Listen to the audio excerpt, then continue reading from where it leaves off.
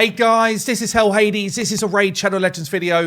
Guys, we're going to be checking out the new permanent fusion available as a legendary champion. So I've done a video already talking about the mythical, okay? And talking about how Lady Mikaj is actually a really great mythical champion if you can pick her up. But they've now added, as a kind of like byproduct of this, Keeyra the Watcher as a kind of guaranteed permanent fusion for a legendary hero. It is harder to get, okay? Because if you think about Razin and what you need to do to get Razin, you know, there's a lot of collecting rares, which over time you will pick up, yeah? And it then becomes like a nice fund of, you know, pulling champions for points as well and stuff like Champion Chase. But this is harder to do because you absolutely have got to have these 4 epics, right? And some of them have been available through past fusions, but other ones you just got to get lucky and pull them from shards. That said, Keeyra the Watcher is actually a really, really good like mid to late game carry. And if you do manage to pick her up relatively early, then she's a game changer for your accounts, especially if you are not yet able to nuke Clan Boss. So the main point of this video is going to show you a team where she could get involved in Clan Boss. I will also show some Ice Golem stuff where I think she's really good as well. I mean, if you used to go on to hellhades.com, check out our kind of ratings against her, you'll get a good feel for why I think this is actually a really good permanent fusion, because she's not the master of any content, but she's a really, really solid hero to bring in.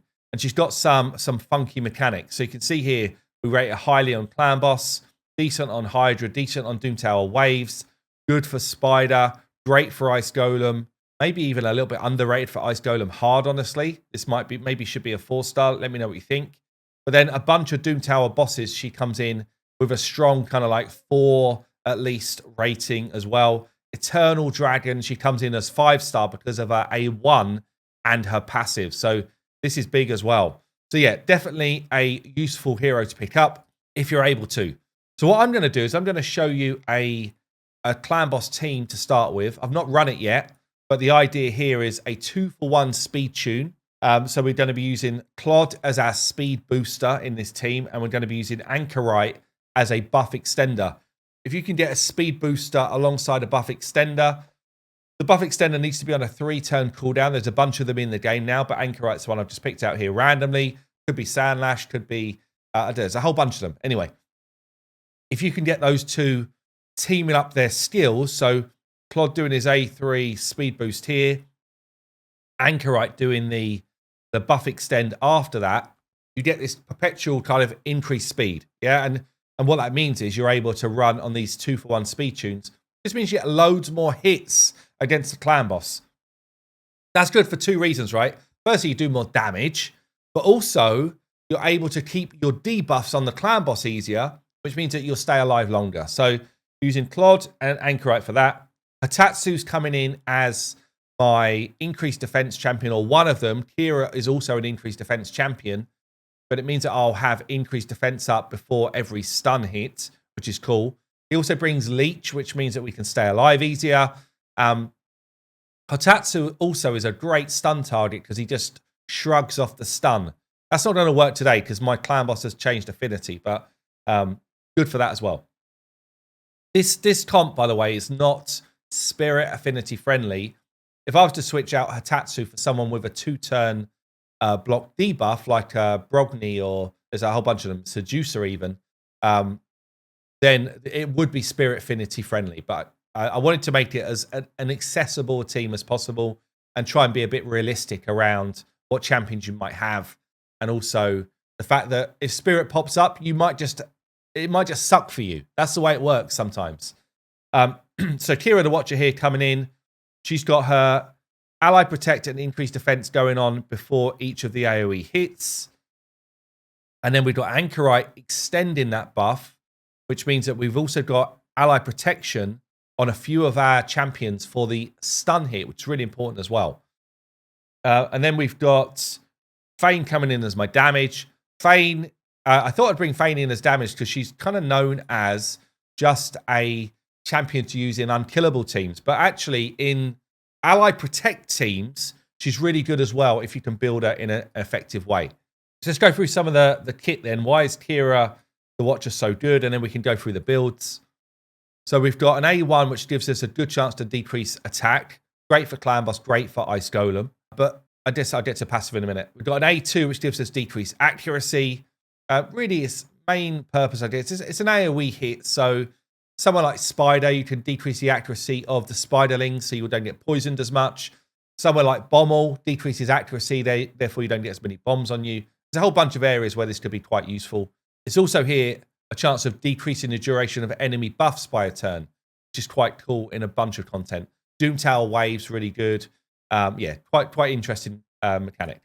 And then the main reason why she's so good, honestly, is this skill. So you get ally protection on your team. You get increased defense on the whole squad. It goes on for 2 turns. It's on a 3-turn cooldown. This is great for Clan Boss. This skill is one of the best skills for Clan Boss if you cannot build an unkillable team. Okay, and that's why I think she can be such a good pickup for people. It's also pretty cool in Ice Golem, but you've got to be careful in Ice Golem because she could just get one shot. Now we've got this passive as well. Whenever an ally is attacked under ally protection, places decrease attack. This is a bit like Krisk. When Krisk takes a hit, he puts out decrease attack and defense.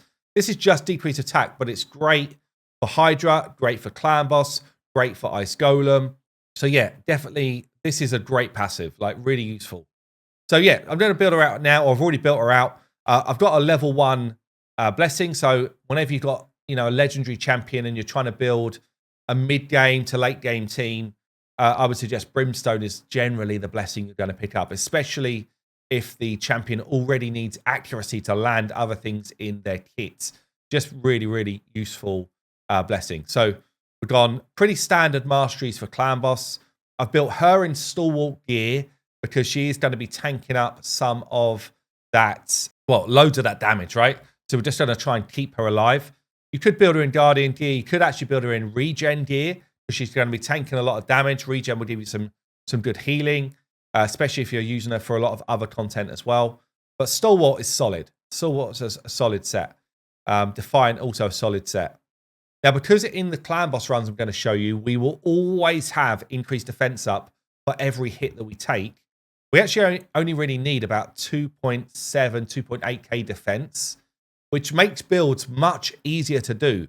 So if you can do these type of 2-for-1 teams where you're covering your champions and you're getting the stats out that you want, makes builds tons easier. After I got to like the 2.8 towards 3k, I decided go for health. Yeah, because she's going to be tanking up a lot of damage. We got 255 speed on her. The fastest champion on my squad is Claude, and he has got, we've got cruelty on him just to add a decent blessing, but it's not needed. So Claude, again, that 2.7k defense. He's at 269 speed. Claude actually brings decreased crit rates, which is a very nice debuff for Clan Boss because it means you will literally never be crit. And that gives you a lot more consistency with your runs. He brings a shield as well, which is nice against Clan Boss. And he's bringing us that increased speed.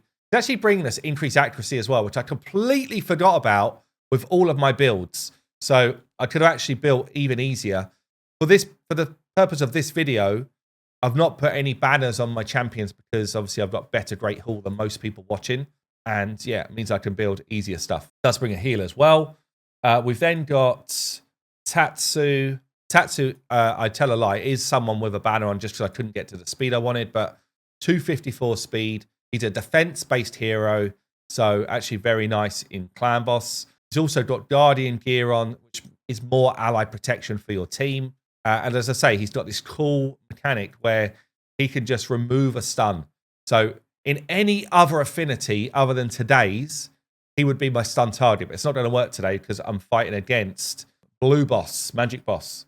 So we've got Anchorite. Anchorite's in here for this buff extension. Got the same debuff, masteries as everyone else. He's got Guardian gear on as well, running at 220 speed, 3.2k defense. And then Fane, who's going to be my damage dealer, mainly in there, honestly, for the poisons. Also, drop defense and weaken means that all of my War Master hits from everybody will do more damage. Fane's a bit more tricky to build. I got to the 2.8k defense. I made sure I was crit capped at 100%. I've got a little bit low on the accuracy, but Claude luckily is going to be picking that up for me. But yeah, Masteries again, War Master as my main mastery. So that's my 5. Let's get into a run for Clan Boss first before I show you other content. So let's go through the makeup of the team then. As I say, if you want to be fully covered for every affinity, then Hatatsu would need to be subbed out, and you'd need to bring in somebody who was doing 2-turn block debuff in this spot, and then you can make it work fully affinity friendly. Or, I mean, you could bring Fane out and bring in someone like a Doom Priest, but you'd lose a lot of your damage if you did that. So Hatatsu, open with the A1, but then we're going to prioritize A2, then A3. Fane, just drop defense weaken as the priority. Anchorite, whoever your buff extender is on a 3-turn cooldown, make sure you prioritize that. Claude, we're going to open with his A1, but then prioritize his increased speed and then his shield. And then Keeyra, we're just going to open with or prioritize the A3. I'm going to turn off the A2 for Clan Boss because we don't need decreased accuracy in this fight. And also, we want to have decreased attack on for as much of the fight as possible. It should be on for the whole fight based on the passive as well as the A1. So we should have no problem with that at all. It should be full auto from the start. As I said, I'm against Magic Affinity here. So within my comp, I've got 2 Magic Affinity, 3 Spirit. So what I've done in terms of order is I've put Fane higher in the order than Anchorite or Keeyra. I do not want Claude, Anchorite, or Keeyra taking a stun because that will end my fight. Okay, that will end my speed tune. It'll break. But we should be good here. Most of my damage is going to come from War Master hits and staying alive for a decent amount of time. So you can see what I'm going to do is I'll let this play through. The actual speed tune, I'll show you this quick. It kicks in properly after turn 6. You see the way everyone from turn 7 is getting 2 hits. So the only thing that could go wrong in the meantime is, decreased accuracy is actually a little bit nasty. Only thing that could go wrong in the meantime is if a stun went on the wrong person. But you can see it's going on Fane, which is where I want it to be. Does mean I'm going to lose some of my damage because obviously Fane is a big part of my damage. But I just wanted to show you that you can actually just tank stuns. You don't have to always have a block debuff type ability in there or a cleanser. Sometimes you can just build a team that just tanks up the stun. And Keeyra is honestly the reason why we've got a chance of going long into this fight. So let it play through. You can watch it and let's see what sort of damage we do.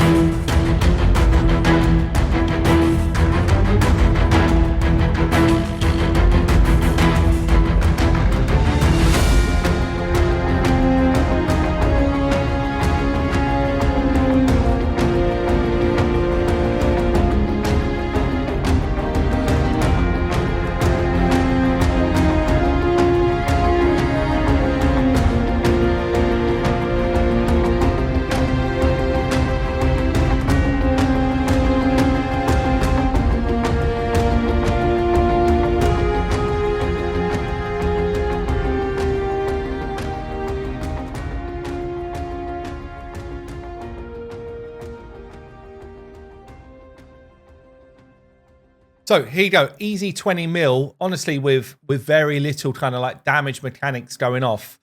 What I would call a kind of like a bare bones team. Also, 60% of my team did not like that affinity at all because it was the worst affinity for Fane, Anchorite, and Keeyra. So kind of shows you that a lot is possible once you've got an ally protector in the team if you're building out like a 2-for-1 opportunity. That's a 4 key. I'd imagine if we hit Void Affinity, that's probably going to be at least 30 mil and basically a 3 key on Ultra Nightmare Clan Boss. Also, if I was to build more like crit damage, that type of stat into these builds, then of course we would do straight up more damage with our hits. But I didn't want to go too crazy on the builds. So Keeyra, definitely your kind of like ability to get into higher level Clan Boss if you're not there already. You could also, by the way, just do a 1-for-1 team. Not do 2-for-1 team in terms of speeds, which would make the build requirements tons easier, but obviously you'd just be getting less hits in against the Clan Boss. So, you know, I would definitely suggest if you've got champions like Geomancer, Brogni, then you can do a very slow 1-for-1 team and do a ton of damage that way as well. So interesting that we've got a champion available that can do this. Let's throw it into I guess a hard Ice Golem team so you can see what's going on there. Okay, so we're going to go against stage 6 hard here. I'm bringing my burner in Artak, which hopefully most people have got. We've got increased speed, we've got drop defense, we've got a revive. I'm going against stage 6 hard on Ice Golem, so this is pretty damn tough content, honestly, at this point. But what Keeyra's going to bring here is the ability to basically keep our team alive when it gets to the boss. Well, chances are she's going to get one shot, but I've got a reviver in the team. When the ally protection's out, she's probably going to get one shot. Our damage on the boss is going to come from burns, so that's why Artak's in the mix. Everyone else really is in there to keep it moving, so increased speed. We've got some healing, we've got buff extension, we've got drop defense, so we've got some sort of chance of beating these waves up with any sort of speed. Because the waves, as you get into hard content, just tends to be incredibly tough to do. Anyway, I'm going to let it run through. I'll get us to the boss and then I'll bring us back in. Okay then, on to the boss here. Got our ally protection up. So that you can see she's taking an absolute thump of damage, which is what I was expecting, honestly. But we do have some healing from Godseeker. We do have some healing from Udo as well. But the decreased attack needs to go on the boss. So the passive will give us decreased attack on pretty frequently. You see decreased attack's just gone on there through that passive. Otherwise, we are taking some nasty debuffs here to stop the healing. We kind of need to kill an ad, honestly. Once the one ad goes down, this becomes quite an easy fight.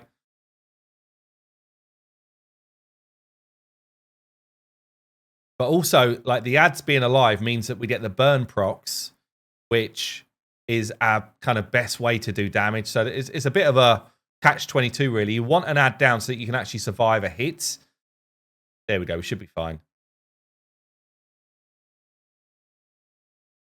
Keeping that decreased attack on the boss, keeping burns out on the side ads. He's going to pick them back up before too long, and then it's basically a rinse and repeat, taking them down again. So it's going to end up being probably about a 4-minute run, but you can see like the value she's bringing at keeping the rest of the team alive. And this is hard 6. It's not like the hardest of the hard, but hard 6 Ice Golem. So if you can imagine how much easier it is when we're talking about, you know, if you were doing like normal 20, then, you know, you'd be breezing through. Obviously, this team is better geared than you would need for a normal 20 team. So for me, like the Clan Boss and the Ice Golem are her 2 best positions or in the game. I think she was almost like handmade to deal with these. But as I say, she's actually a bit of a jack of all trades. Brilliant against most Doom Tower content. Brilliant in any wave-based content as a carry. So don't sleep on Keeyra the Watcher if you've got the tools to bring her to life. I think good job from Raid putting her in as a permanent fusion as part of the Lady Mikaj. But yeah, let me know what you think down below. Anyway, there you go, guys. I've been Hell Hades. I'll see you soon.